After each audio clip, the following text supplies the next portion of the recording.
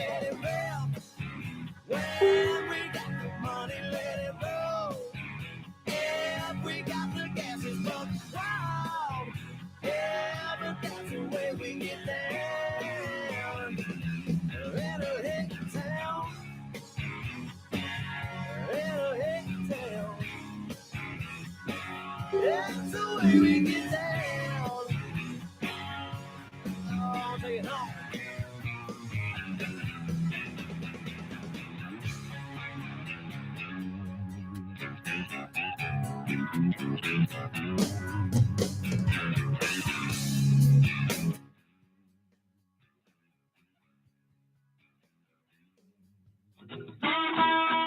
Hey there, truckers. Welcome to Redneckanize. All things trucking and then some. Hope you enjoy the show. I've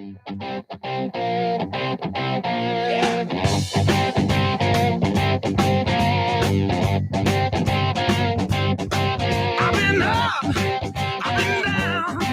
Take my word, my way around. I ain't asking for much. I said, Lord, take me downtown. I'm just looking for some touch. Hey, what's going on, everybody? Hey, this is Ed with Redneckanize Radio. We're here live on, it's Sunday. Kind of taking it easy, kind of where everybody's at. You can call us in, 515-602-9731. Be part of the conversation, just hit 1. If you don't mind, go check it out, our YouTube channel. Go subscribe to our YouTube channel. We appreciate everybody doing that. You can find links to all that at redneckanize.com. And before we go any further, I think one of our great sponsors, and that's LTR, Load to Ride Transportation. You can check them out at ltrtransportation.com, or you can give them a call at 720-277-0030. That's a great, good-sized trucking outfit out of Denver, Colorado. And all the drivers I know over there, they say they're busy. They're drop dead busy. And they're always got something going on. So give them a holler, like I said, at 720-277-0030, or check them out at ltrtransportation.com. And when you talk to them, tell them you appreciate them supporting Redneckanize, because we really do appreciate them. So we're just kicking back, find out what everybody's doing tonight, and see how things are going. And me, like I said, I've been out riding, and I got a 2020 Harley Davidson Breakout with the 131 in it. And I was talking to one of the other riders out there the other day, and I said, yeah, at about fourth gear at 5,000 RPMs, which is probably pretty high. Usually about 35 to 3,800 RPMs is a good cruising speed. When I'm in fifth gear at 3,800 RPMs, I'm doing about 75, and that's good. But at 5,000 RPMs in fourth gear, I'm doing 100 or more, and I still got 2 gears left. So I've done, out down here in South Texas, what people don't see all the time is South Texas, man, there's these wide open roads where you could see the road flat for at least, over the horizon, the road is flat and you can see it. And then if you've been on the road before, I wouldn't recommend going too fast on any road that you've never been on before, because there are some spots, you never know. So you take it easy, you learn the road, and then you see where all the little, humpity humps are that make you have a little problems with. Maybe you need to avoid the little skips or whatever in the road, and sometimes some slick spots where the asphalt's kind of eroded away and that kind of stuff. So you do that, and then you can get it pretty good. But when you're out driving a big truck down here in South Texas, it's not that big of a deal, because every freaking road they make, there are not that many roads out there that have no trucks, because it's all the farm to market roads, which the whole concept of that is to be able to take trucks or tractors or whatever down to the farm, load them up with all of the farm goods that you got, whether it be cattle or crops, and be able to take it to the market. So that was the whole concept. And when they built a lot of these roads, even when they had to, when they were too small, when they upgraded them to make sure they can handle the trucks, they got wide shoulders. They're heavy where they can take the weight. They redid the bridges, a lot of stuff. It's rare. You'll see it every now and then. I'm not going to say it's not perfect, but every now and then you'll see it to where they say there's a weight restriction on the bridge, or there is even maybe a weight restriction on the road itself. And a lot of times, if you're ever in a car or in a big truck, sometimes, I mean, sometimes the weight restriction, it's like if I'm empty, I'm not violating the weight restriction. It's not a weight restriction of the vehicle. Like, if it's a big truck and you can haul 80,000, it's not saying that that truck can't go down that road. It's saying that as long as you're underweight, as long as the weight of the truck it doesn't exceed the weight restriction. So if you're, empty, hauling a 53-foot van, what is it? What does it all come out to? Like 35, 37? So as long as you're under, a lot of them have it where they say they don't want anything more than 40 or 45, nothing over 45 gross, that kind of thing. A lot of times it'll say nothing over 27, which I see that a lot. And what that is telling you they don't want big trucks. Then don't take a big truck down there, because even in a big truck empty, it's not that light. So they always say that you could take straight trucks or small combinations like with a day cab and a short trailer delivering locally, like a what do they call it? The old ones, Saya, Central Freight, those deals, and then you got UPS doing that and FedEx doing that and a lot too. So a lot of things, but yeah, they got the weight restrictions, and a lot of times if you ride on those roads and you see the weight restriction, a lot of times those roads, maybe the shoulder's not that big, or there might be some ducking and diving where the road might have some hard curves to it that you might not be able to take it, 50, 55 miles an hour in a big truck. So that's probably the main reason why they have that restriction. Not necessarily for the weight, but maybe just for the room. Because we know in California, that's the main deal. Like I've been on roads in California where the big truck, we can't make those curves unless we're taking up the whole road. That's just what it is. And so that's how that works out a lot of times. But what do you call I was talking about uh earlier, talking about, getting things done and knowing your numbers and taking care of business. So I found this deal here, cdllife.com. Again, sometimes they come up with the craziest stuff, and it is funny because I mean, really, what they want you to do is they want you to click. If you've ever been on cdllife.com, it's full of ads, and that's their main point is to make sure that they can actually create traffic so that people want to put their products, advertise their products on their website. And to create traffic, sometimes you got to come up with some of the crazy stuff. So this one here, the headline is court rules that trucker may contest unfair seizure of 39,500 39 $39,500 at airport during business trip. And it's just got a picture in it. It says here the Arizona Court of Appeals has ruled that a trucking company owner may contest the civil forfeiture of $39,500 at an airport during a business trip. So you're wondering, what the hell? How's that happen? My first thought also too is that he's at the Court of Appeals and he's probably spending more money to get this $39,000 back than if you just let it go. But hey, it's the principle of the thing.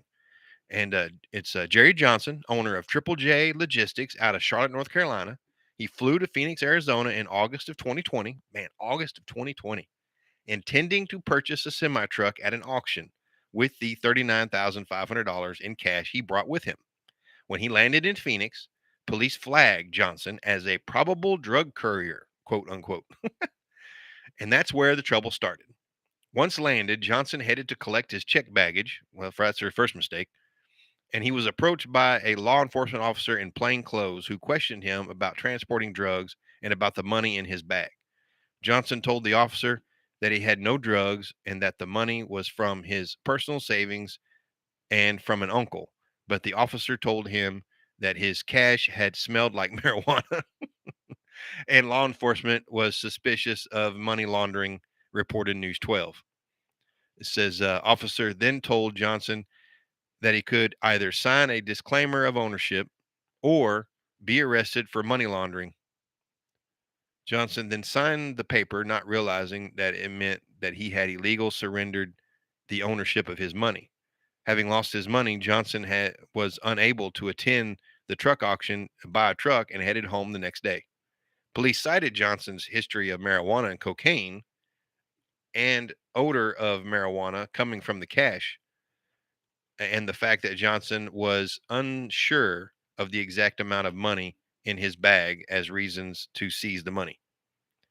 Okay, so that's, I guess they told the court, they told the judge, hey, we looked him up and he has a history of marijuana and cocaine, I guess use or selling or what, I don't know. And then of course they did have they said there was an odor of marijuana, and I don't know if it's that faint. I mean, I don't know. To me, that's what's so funny to me. Who knows drugs better than anybody? Cops. Cops know drugs better than anybody. If you want to, you're like, hey, I don't know exactly what that is. I don't know. Oh, I know what that is. That's drugs. And you're like, well, and so you ask a question. Well, is that because they come in contact with it doing their job, or because they're out there doing it and selling it and making money? Or who's the actual drug dealer here, right? And but I think that was odd that he was unsure of the exact amount of money in his bag, that he didn't know exactly how much he had. Now that's the thing. Now I would make sure if I was transporting a lot of cash and I was had that cash sitting somewhere where I was going to use it for something, I would know exactly what's in there.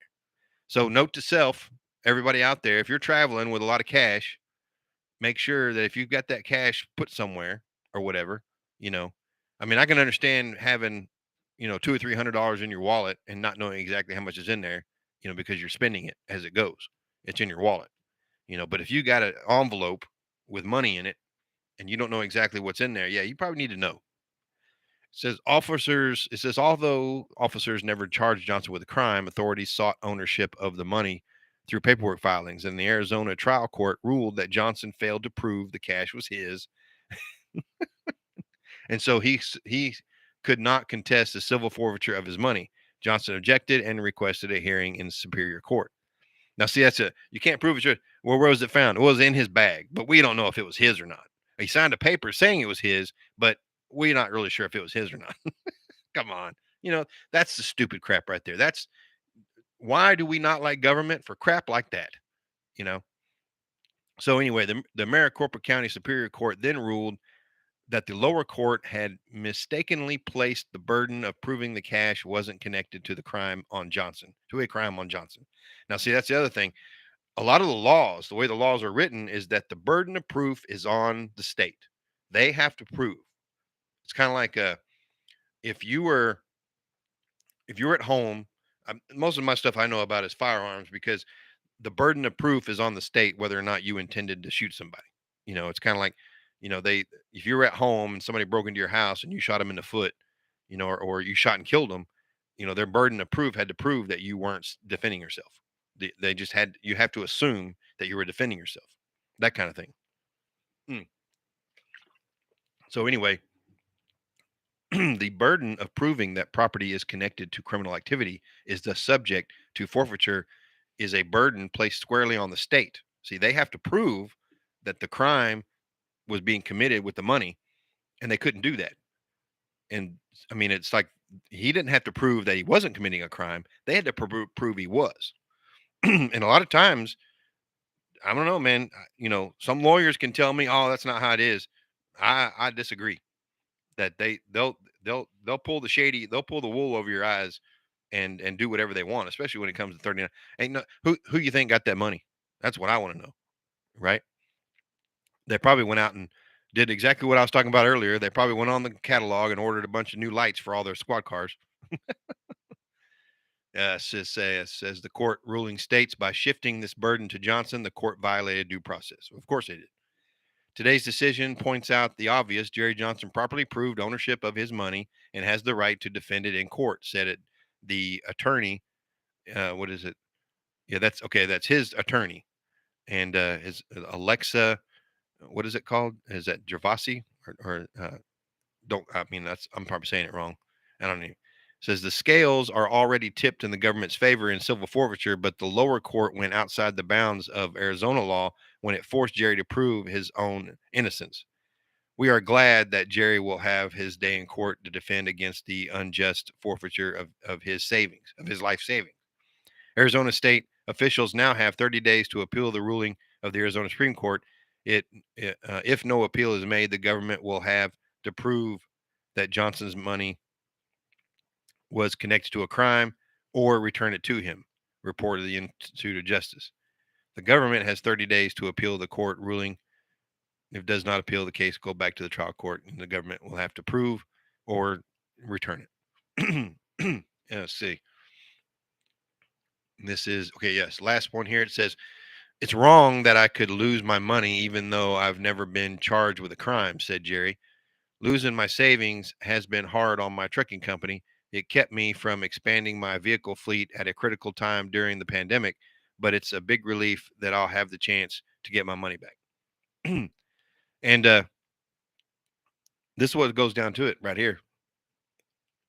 I think I think one of the things I think about in here is all of the other like big corporations that have cash, that have the capital to be able to do something, and then they they can do it. And there's nothing over their head. Excuse me.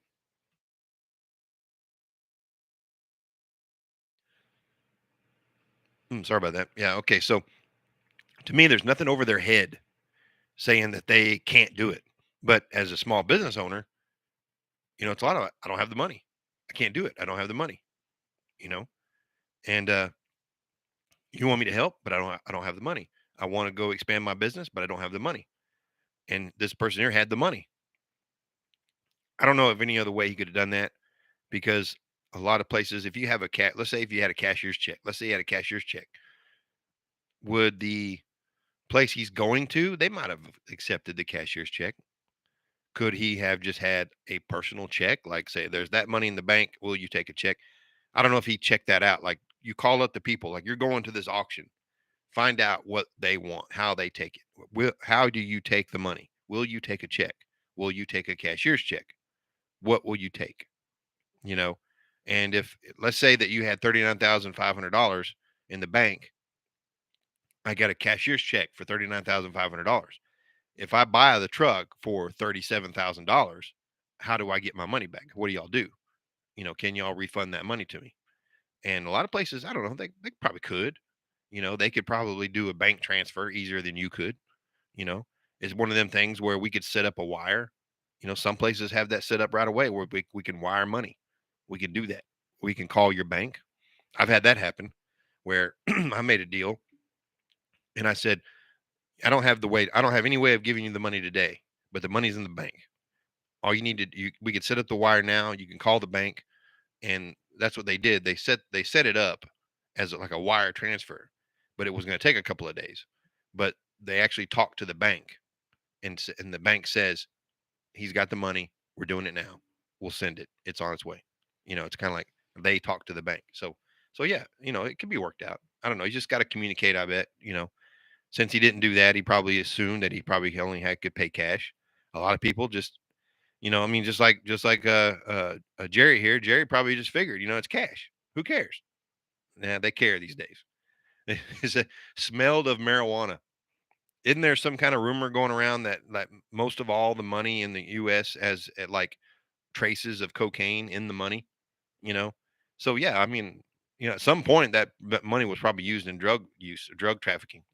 No, that's no problem. You know, what did John Goodman do in Flight when he walked into the hotel room to try to sober up Denzel Washington? He said, "I need $100 bill." And he's, "Oh, I got a 20. Oh, that'll work." It's like, what do you need the $100 bill? All he did was he rolled it up so that he could snort it. That's all he did. You could use a $1 bill for that. Nothing going to hurt you. He wanted a $100 bill. Why? I don't know. So yeah. Uh, but that kind of stuff is this is why we hate government because of this right here. You know, there is a big thing. There was a couple of times people remember where the who was it? Uh, I forgot now. The guy that did a lot of what's his name? John Stossel. He's a libertarian guy, and he did a lot of stuff about uh, government overstepping their bounds, and a lot of it was where they were seizing property from people, and then that property would end up in the government's ownership.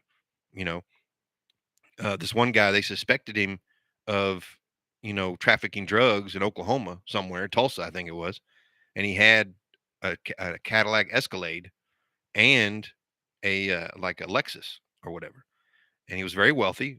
But they accused him of trafficking drugs, and they had warrants, and they seized his property. And then, like a month later, He said, no, that's wrong. And the lawyers got it figured out. And they said, yeah, yeah, we don't have any proof. That's fine.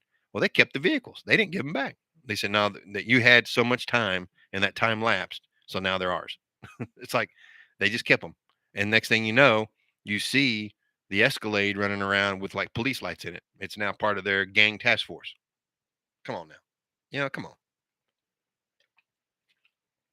So now the local cops, sheriff's department, whatever it was, they have an Escalade in their task force they didn't pay anything for. So yeah, that's crap. But anyway, what else you got? I don't know. I was flipping through here and there ain't much going on. But there's a missing driver. They found them. They were, I don't know. It's a lot of individual stuff going on here. The U.S. Express right here. Let's see what this says. U.S. Express. Is this U.S. Express like? Yeah, this is like U.S. Express, like the over the road company, the trucking company out of Chattanooga. It says that it's cutting 5% of its corporate workforce. Well, that's corporate workforce. Said the decision is to cut about 70 of its 1,400 office employees working mainly in the information technology, company operations, and back office support was necessary for the health of the long-term success of the business. I don't know.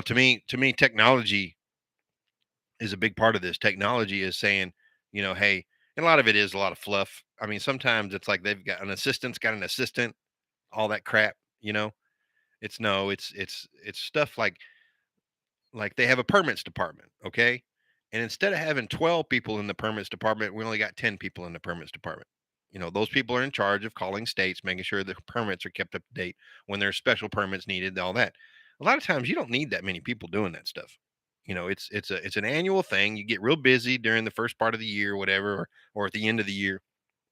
But during the year, it doesn't really, you're constantly just trying to make sure, like one of our biggest things is that we had one big permit department in this, and I was at Swift. Everybody knows I was at Swift. There was the huge permit department in Phoenix, Arizona, and they actually in the dispatch offices, the permit department had its own window.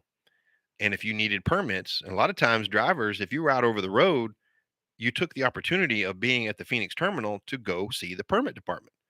Well, a lot of times you take that permit book. Everybody knows this huge book, right? Nowadays it's not that big. I don't know if they need that big of a book anymore. Back in the day, it used to be had a piece of paper for everything, stickers, whatever. Well, what you would do is when you got there and you filled up the truck and you went and parked and you're fixing to go inside and take a shower, get something to eat. Before you did that, you walked over to the permits window and you gave them the book, and they said in about an hour or two we'll have it all done for you. And what it would be is they would go through and they would update everything, take out the old stuff, put in the new stuff. I don't even know if they do that anymore, but that was a cool part of the permits department. And uh, it's one of those things where you got enough people working in the office, you don't need that many. You know, uh, it's probably their benefits. It might even be their insurance side of it, to where they're like accident claims and all that. When you get technology where it becomes faster and you don't need that many people to do it. Um, we had when I first became in the training department, it was funny to me that uh, they sent me to Phoenix to get trained to work the permits department, or to work not permits, to work the training department. And the training department is that not only were you placing students with the trainers, but you're also making sure they did their paperwork. And when their paperwork came in, you made sure that paperwork was processed and scanned properly and all that. So there's a lot of stuff that needed to be done. But the funny thing is when I'm in Phoenix learning how to do it, it was easy and there was not that much work to do. And you know why? Because they had 6 people in there doing it. Okay. Now, granted, they had a lot more trainers, a lot more students. I understand that. When I, so there's 6 people. When I get back to my office in Dallas, there's only 2 people, but there's still, I say, about maybe 60 to 70% of the work. But there's only 2 people. So we were always running ragged, staying late and everything. Those people over there, they took 2-hour lunches and they were part of corporate. So they were always like given that pat on the back saying, don't work too hard. kind of thing, But if you worked in another location from the corporate office, it's like, now you need to make do because the numbers bear out that you don't need that many people and all that, and everything. So when I see them saying they're laying off corporate people that work in their corporate office, their main office, I'm not too concerned about that. It's not a big deal. It's not a big deal. That should happen. In fact, I would look at a company to go work for a company. If I was looking at companies to go work for and I saw a company laying off its corporate people like that, I'd be like, you know what? Good. Good. Because they're not, I mean, they said specifically it's like no drivers, no service centers, no maintenance roles, nothing that revolves in the everyday trucking business. It's all about the back office stuff. And that's fine. That's fine. Because technology today, you know, you could even probably find somebody to do a lot of that stuff. You work from home and pay them less money, and they don't have to come to the office. You know, Especially when everything's done online now. Everything is emailed over, scanned in, all that stuff. You know, Even like the paperwork. Drivers, remember when you had to actually like take the paperwork, put it in an envelope, and then send it in, and then the envelope had to be opened. And see, these went to the carrier. The carrier would receive the paperwork, scan the paperwork into their system in their office, and then that was how they got paid. Nowadays, it's all done on computer. When you walk into the truck stop, or you can even do it from the truck, scan it, it's in the system. There's no longer need to have somebody actually opening up envelopes at the corporate office. They don't need that no more. That job has been eliminated. Now it's all done on computer. So the person actually doing the billing doesn't even have to worry about it being scanned because it just got scanned by the driver.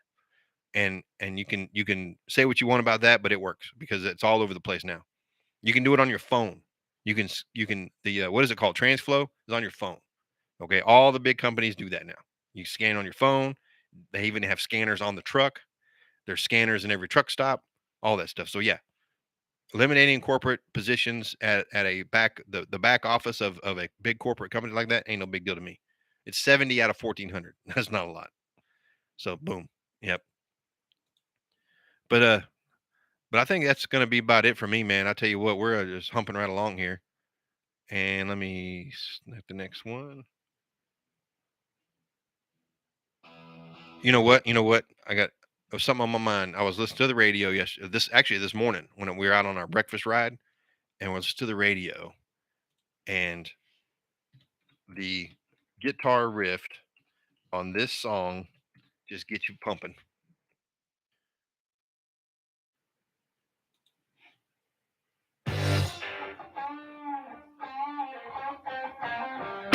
I'm telling you right there, boom. That's awesome. So that is the radio station I was listening to. It's kind of a classic rock station, and they do. I don't know who does it. It's like one of their things where it's a syndication, and they do like a countdown, but they do a countdown on past years. And the year was 1976. And of course, they do a lot of stuff where they'll do some commercials, and they did a commercial of that Meow Mix, and it was like, remember how it was the cats singing meow, I was meow meow meow meow meow meow, and I'm like, how did we not get tired of that? If that was on the internet right now, we'd be freaking screaming right now. I was like, shut that cat up. But what do you call they were doing all that, and I was just laughing, enjoying all that stuff on the radio while I was out riding. And this song came on, man, and I was jamming. The riders behind me, they saw me. I would sometimes take my left hand off, and you know, I was moving my hands around. I was jamming, and this is great music. So yeah, Eagles, buddy.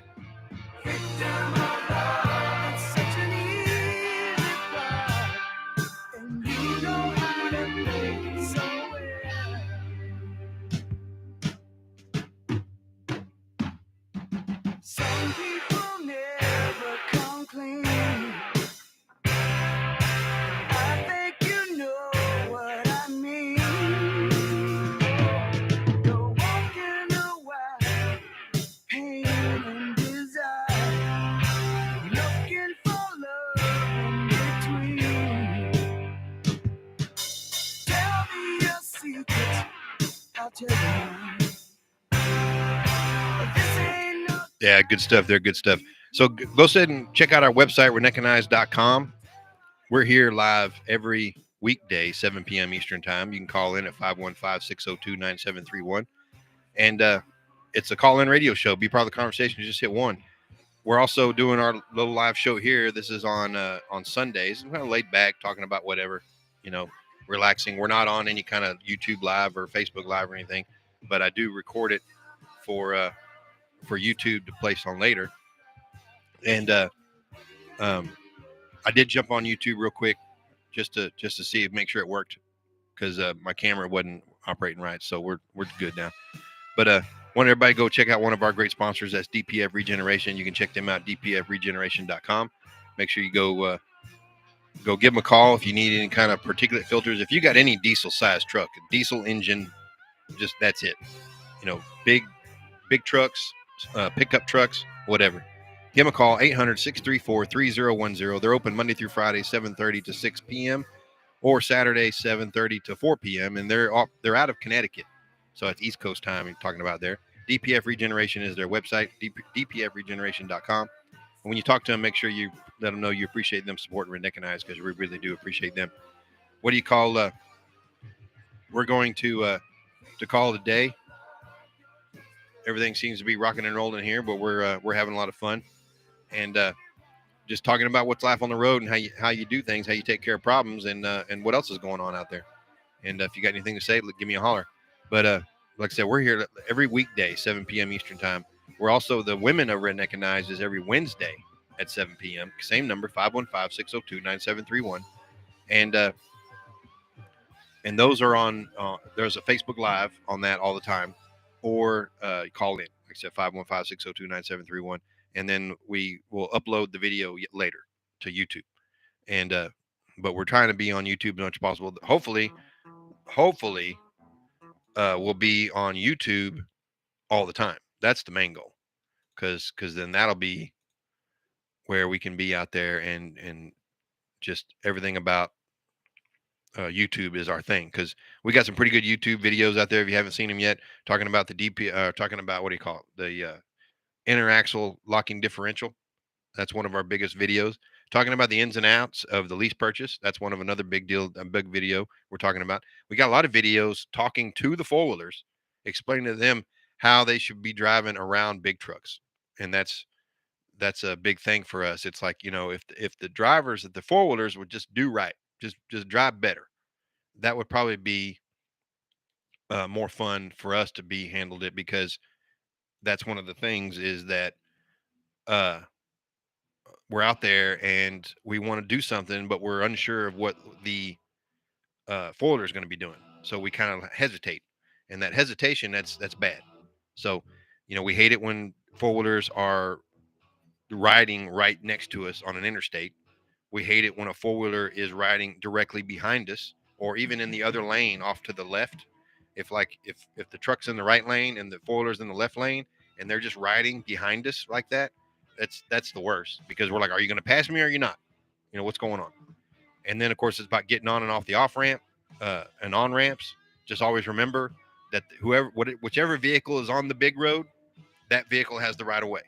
So if you're on the highway and there's somebody coming on the on ramp, okay, if you can get out of the way, that's great. We always want to make sure but make sure you understand that you have the right of way. So if you're on the on ramp and you're coming on, nobody is supposed to get out of your way.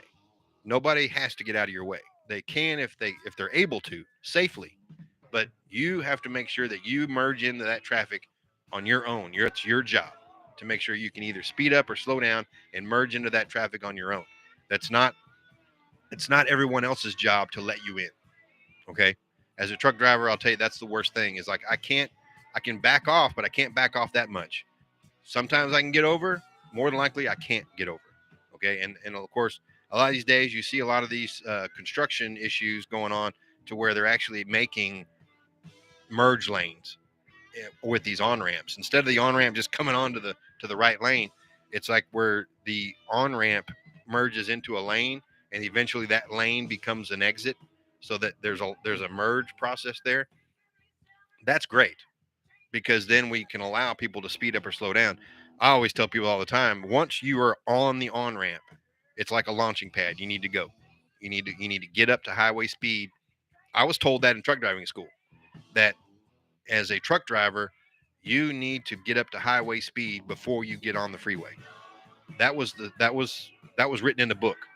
Okay. A lot of times though, the on ramps are not that long, right? Or they're just right there. Boom. In Texas, remember back in the day, everything was like just right there. it's like if you had to be doing 55 miles an hour on the service road in order to be able to make the merge, because the little on ramp was probably about 10 feet long. That's crazy. So they fixed that a lot. A lot of them are not that fixed yet, but we're working on them. And of course, we don't want, in the off ramp, same way. If you're coming on the off ramp, if you're on the service road and you see a big truck exiting on the off ramp, that truck has the right of way. Don't, just because you're on the road and that big truck is coming onto your road, because it's an off ramp going onto a service road, the vehicle, whichever vehicle is on the highway, has the right of way. So if they're coming off, that's how that works. So yeah, and I explain all that in the video. So that kind of thing, I don't know. I can get wound up about that. It's crazy. I can just go go go. But other than that, we're just gonna hold it out here, and hopefully next time we'll have some other stuff to talk about. Appreciate everybody listening along, and don't forget, like I said, go subscribe to our YouTube channel. Appreciate everybody doing that. Check our website. Links to all that are on our website, redneckanize.com. And one of our other great sponsors, and that's Trucker Tools, truckertools.com, the app for truckers. You can download their app on the app stores. Trucker Tools. Their logo is pretty cool. It's a circle with like two T's. It looks like a one T, but it's actually two. And then, and don't forget to go check out LTR Transportation, Load to Ride Transportation. We really appreciate all their support, because they got a bunch of great drivers over there, and we got to meet a lot of them during the truck show, and it's been a lot of fun. So go check those guys out. But until next time, like I said, we're gonna close it out here with some Joe Walsh, Rocky Mountain Way. This is a great guitar riff. I love listening to it, and just hope everybody has a great time there today. Enjoy the rest of your Sunday evening. We'll see you tomorrow evening, 7 o'clock Eastern time. So go check that out. And that's Redneckanize Radio, 515-602-9731. Appreciate everybody's support. So until then, stay safe, stay successful, keep it between the ditches, and we'll see you out there on the road.